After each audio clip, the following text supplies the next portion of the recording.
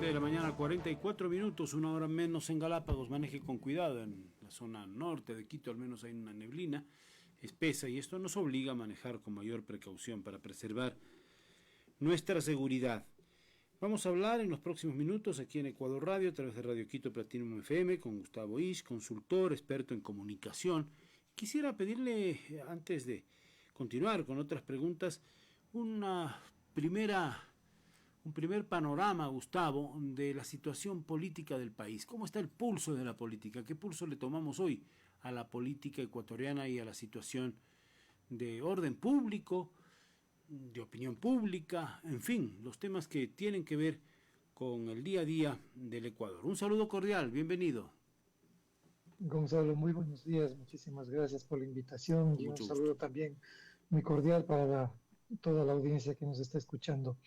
La situación está caracterizada por incertidumbre, Gonzalo, por una negatividad creciente en relación a los temas tan sensibles que durante este último periodo han afectado a la mayoría de ciudadanos y que tienen que ver con la declaratoria de conflicto interno armado, la acción permanente, constante de los grupos delincuenciales y factores ligados a la economía, es decir, aquellos que estructuralmente y desde hace algún tiempo habían venido generando una esfera de preocupación constante también por parte de los ciudadanos, y que se expresaba en algunos efectos, es decir, el abandono total del frente social, la falta de presupuesto para salud, para educación, los anuncios de que va a ser reformado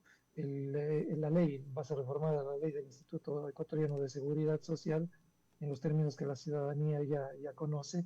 El problema de la migración, que es gravísimo, Gonzalo, es gravísimo, y no ha sido tocado y mencionado por las autoridades competentes, así como los posibles efectos de los tratados de libre comercio que se están firmando y sobre los cuales no se ha dicho tampoco nada sobre qué piensa hacer o qué estrategia tiene el Ejecutivo para precautelar los intereses de empresarios, de agricultores, de pequeños emprendedores y de industriales mismos frente a posibles competencias desleales, digamos, o inequitativas en realidad, que devienen de la economía ecuatoriana muy débil y una competencia con países como la China, por ejemplo, que son sumamente poderosos, manejan su propia moneda, su economía es una economía ya en estos instantes hegemónica a nivel global. Bueno, es un ambiente que además viene atravesado por el referéndum y por las próximas elecciones. Claro, este es un poco el gran mapa de los temas que ha puesto sobre la mesa Gustavo Isch. También habrá de comentar, por supuesto que no es un tema que es de hoy, que nació esta semana o el 1 de enero o a raíz del advenimiento del nuevo gobierno, sino que es un tema que en algunas de estas líneas que usted me ha comentado que se viene arrastrando, profundizando. Alguien me decía el otro día, patear la pelota para adelante, hablando en términos futbolísticos, es decir, quiere decir que quienes en su momento pudieron resolver algunos de los problemas no lo han hecho. Y aquí hay algunos que usted ha puesto, lo del seguro social. ¿Hace cuánto venimos discutiendo en el país? En estos micrófonos probablemente años con Miguel Rivadeneira, con diferentes digamos comentaristas o expertos. Hay que solucionar el seguro social, hay que solucionar el seguro social.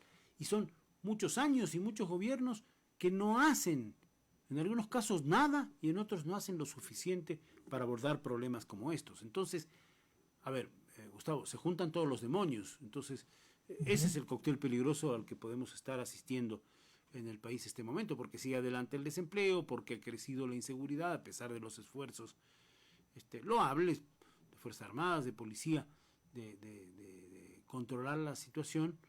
No es algo que se soluciona de la noche a la mañana y con la participación, digamos, aislada de un sector de la sociedad, ¿no? Exactamente, lo que usted señala, Gonzalo, es tal cual como lo acaba de manifestar, y no solamente que los problemas vienen acarreándose desde hace muchos años y hoy están configurando una especie de tormenta perfecta que se está aproximando Ujú. al país si es que no se toman medidas urgentes, porque ya hemos atravesado procesos digamos, desde el año 2000 en los que se ha puesto de manifiesto el hastío, la desconfianza con la institucionalidad política en su conjunto, con el establishment político, con la desconfianza con las instituciones, precisamente por estos factores. Los sucesivos gobiernos no solo que no han tomado las medidas adecuadas, acordémonos de uno que más bien le metió la mano al bolsillo de los afiliados y se hizo con una cantidad enorme de recursos para seguir en su proceso de supuesta construcción de obras o de gestión pública, pero que se caracterizaba por un estado de propaganda absolutamente inconsecuente con la realidad. Y luego eso le pasó factura a todo el país y al Seguro Social. Y Pero también perforó la durante economía mucho, del Seguro Social, los equilibrios que debiera haber. El dinero sí, incluso que le debe el Estado, por ejemplo, no hay compromisos serios. Yo me refiero a este gobierno, de varios así gobiernos es, atrás, por pagar la deuda eh, al Estado. Más bien uh-huh, se hace cada vez más grande, ¿no?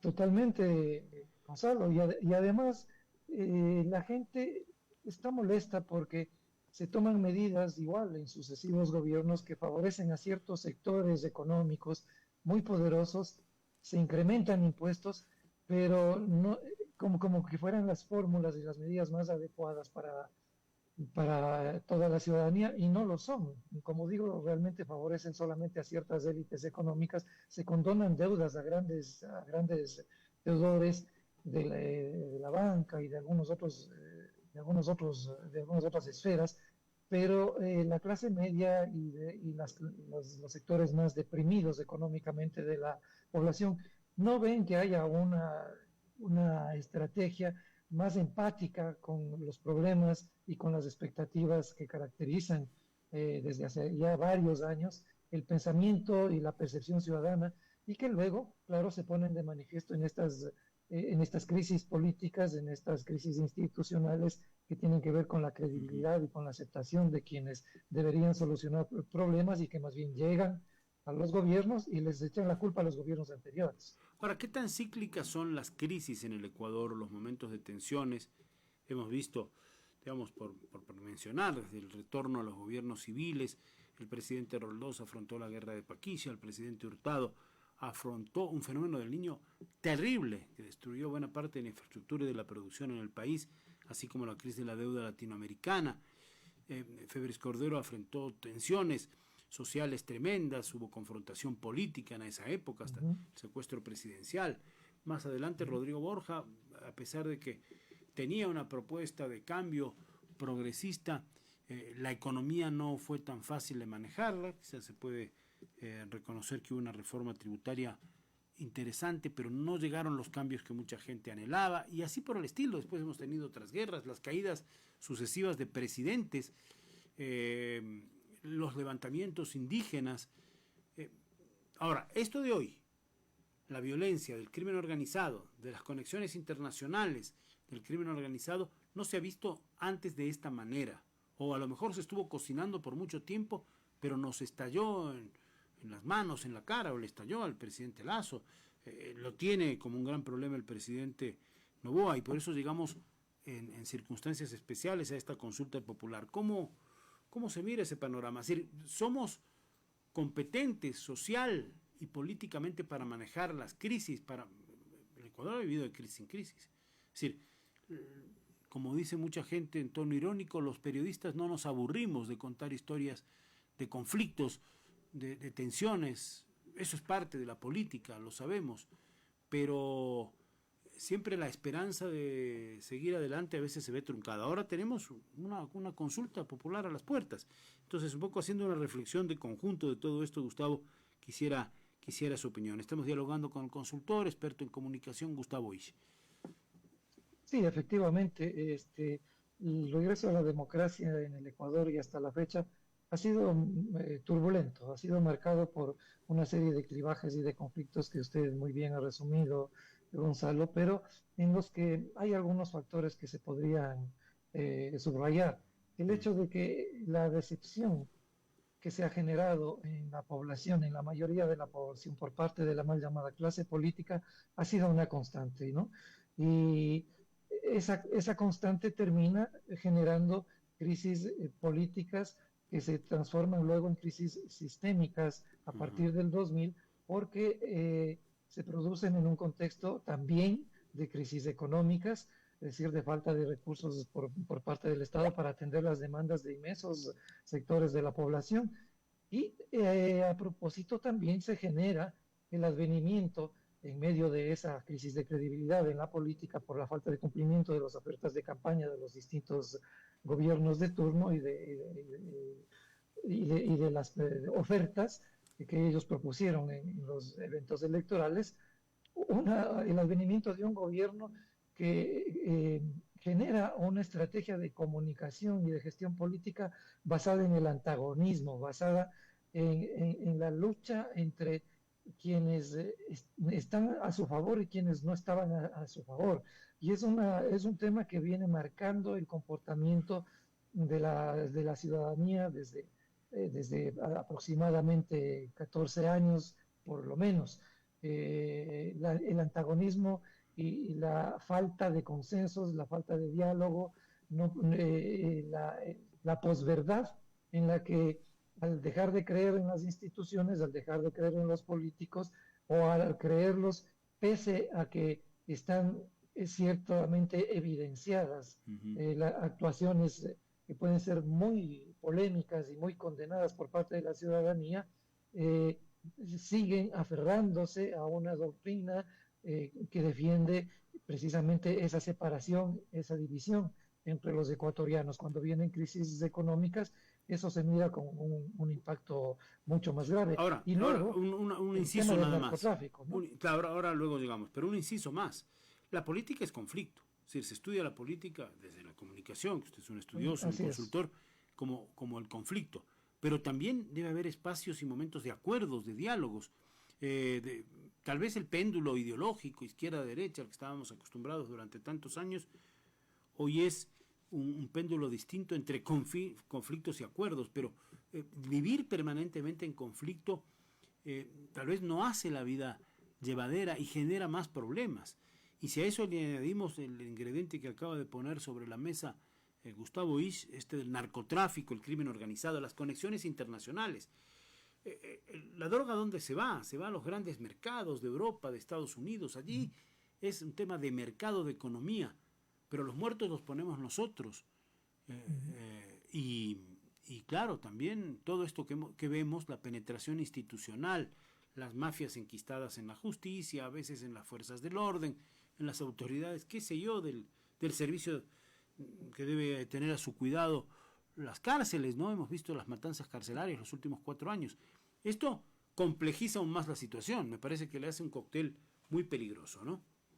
Por supuesto, por eso hablábamos hace pocos minutos de que se está generando alrededor del país lo que se conoce políticamente también y comunicacionalmente como una tormenta perfecta, es Ajá, decir, están confluyendo una sí. serie de factores que no están siendo y no habían venido siendo atendidos de manera profunda y estructural sistemáticamente por sucesivos gobiernos.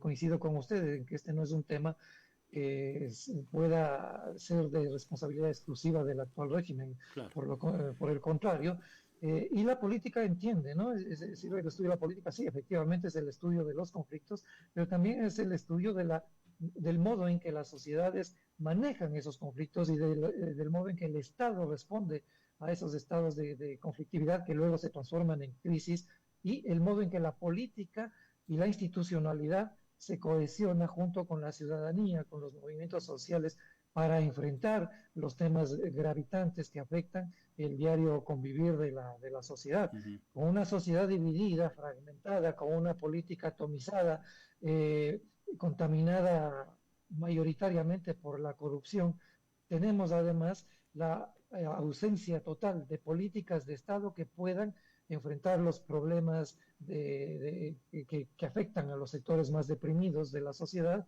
y una institucionalidad del Estado que no crece al ritmo de los cambios que pueden ocurrir, que están ocurriendo, y que en determinado momento pueden ser cambios positivos, pero que en otras esferas pueden resultar bastante negativos. Es decir, no estábamos listos para el advenimiento de las tecnologías de la comunicación y de la información, y eso, en lugar de ser aprovechado para mejorar las capacidades y las potencialidades del país, genera más bien un divorcio entre la generación de la opinión razonada de la ciudadanía en la esfera Sí. pública frente a problemas muy importantes, y se abren de par en par las puertas a opiniones no contrastadas, más bien a un estado de guerra, de antagonismos entre sectores que se enfrentan y que no construyen país, que no construyen la sociedad.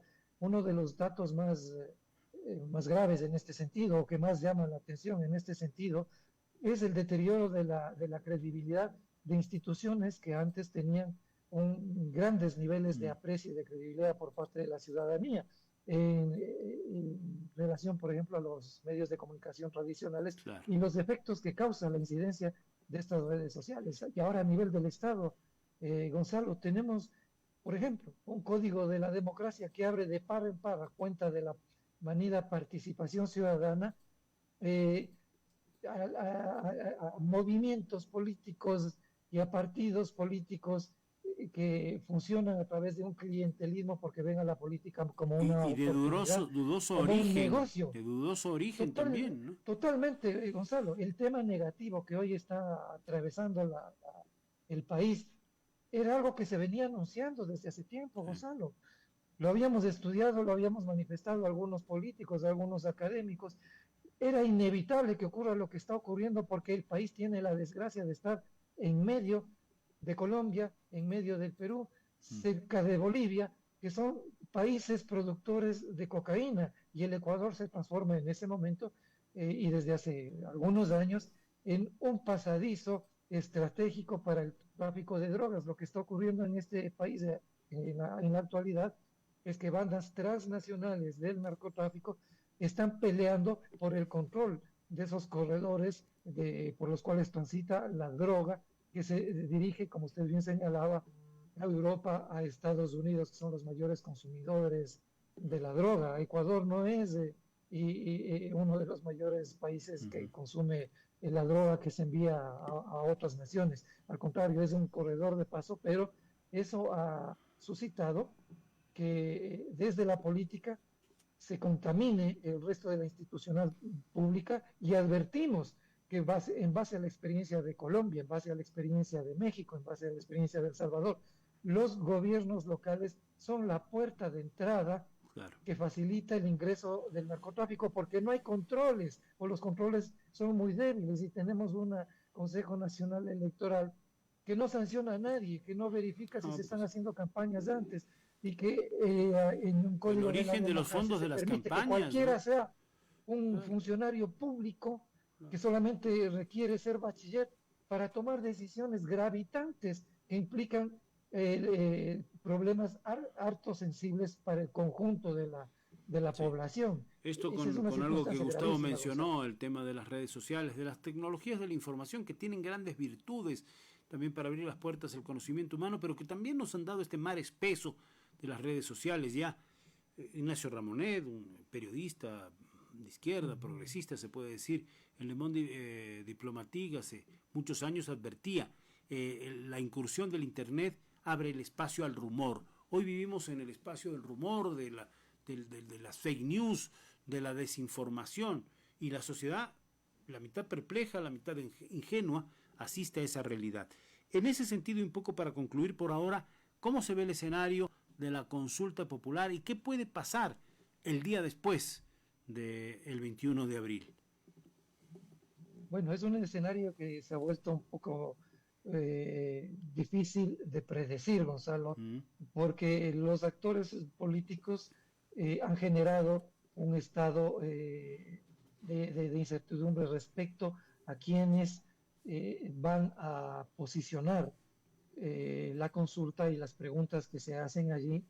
Y tenemos más del 60% de ciudadanos que no conocen el contenido de las preguntas, que básicamente se han publicitado ciertos segmentos de la consulta y del referéndum que tienen que ver con la extradición, que tienen que ver con los aspectos legales de contención y de combate a la delincuencia, que es el principal problema que acusa la percepción ciudadana, pero que está totalmente desconectada de otros temas, de otras preguntas como el arbitraje internacional en conflictos que tengan que ver con la inversión, que está totalmente desconectado con otras preguntas que realmente son muy interesantes, muy preocupantes y que, insisto, la ciudadanía no los conoce. Hay una imagen del presidente de la República, que es el que impulsa en medio de una gran aceptación la consulta popular, pero que luego, en medio de varios sucesos que han venido consecutivamente presentándose, empieza a manifestar una curva de decaimiento en la aceptación de su gestión al mando del gobierno.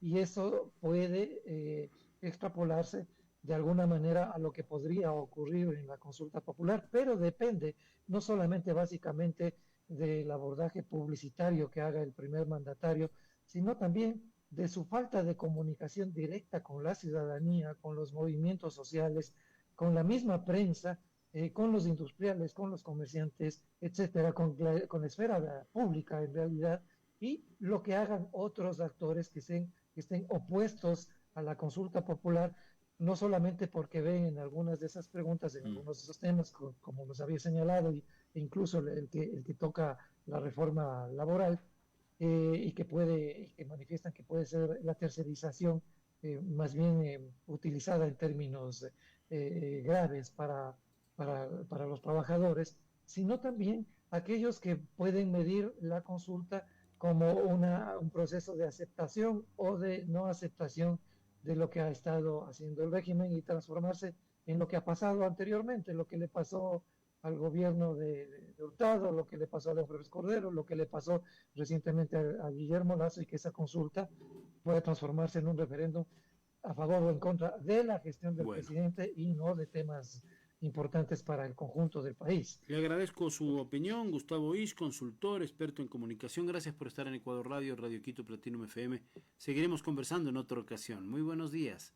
Buenos días, gracias por la invitación, Gonzalo. Con mucho gusto. Vamos con las noticias de Ecuador Radio, Juan Carlos Vanegas. De inmediato estaremos dialogando con Paulina Recarde, directora de Perfiles de Opinión. Encuestas, datos de opinión.